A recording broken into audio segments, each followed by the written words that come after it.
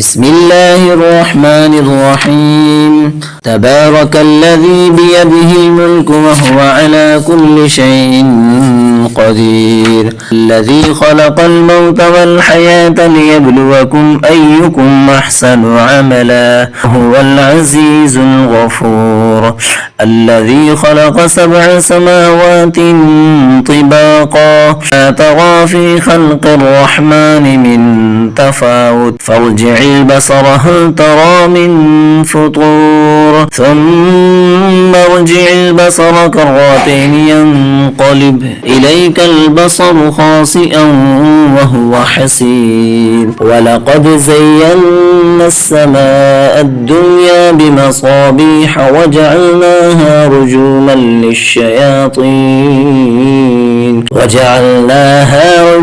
للشياطين وأعتدنا لهم عذاب السعير وللذين كفروا بربهم عذاب جهنم وبئس المصير إذا ألقوا فيها سمعوا لها شهيقا وهي تفور تكاد تميز من الغيظ كلما ألقي فيها فوج سألهم خزنتها ألم يأتكم نذير قالوا بلى قد جاءنا نذير فكذبنا وقلنا ما نزل الله من شيء إن أنتم إلا في ضلال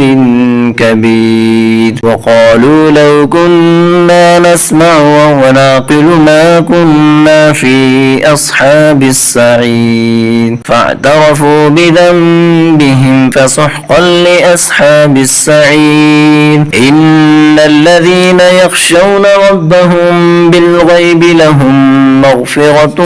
وأجر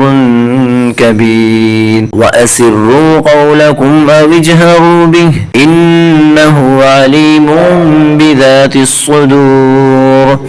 ألا يعلم من خلق وهو اللطيف الخبير هو الذي جعل لكم الأرض ذلولا فامشوا في مناكبها وكلوا من رزقه وإليه النشور أأمنتم من في السماء أن يخسف بكم الأرض فإذا هي تمور أم أمنتم من في السماء أن يرسل عليكم حاصبا فستعلمون كيف نذير ولقد كذب الذين من قبلهم فكيف كان نكير أولم يروا إلى الطير فوقهم صافات ويقبضن ما يمسكهن إلا الرحمن إنه بكل شيء بصير أمن هذا الذي هو جند لكم ينصركم من دون الرحمن إن الكافرون إلا في غرور أمن هذا الذي يرزقكم إن أمسك رزقه بل لجوا في عتب ونفور أفمن يمشي مكبا على وجهه أهدى أمن يمشي سويا على صراط مستقيم قل هو الذي أنشأكم وجعل لكم السمع والأبصار والأفئدة قليلا ما تشكرون قل هو الذي ذرأكم في الأرض وإليه تحشرون ويقولون متى هذا الوعد إن كنتم صادقين قل إنما العلم عند الله وإنما أنا نذير مبين فلما رأوه زلفة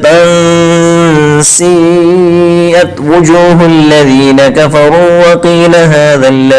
وقيل هذا الذي كنتم به تدعون قل أرأيتم إن أهلكني الله ومن معي أو رحمنا فمن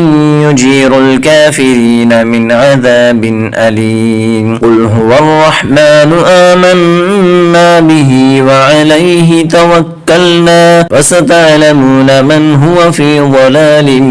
مبين قل أرأيتم إن أصبح ماؤكم غورا فمن يأتيكم بماء معين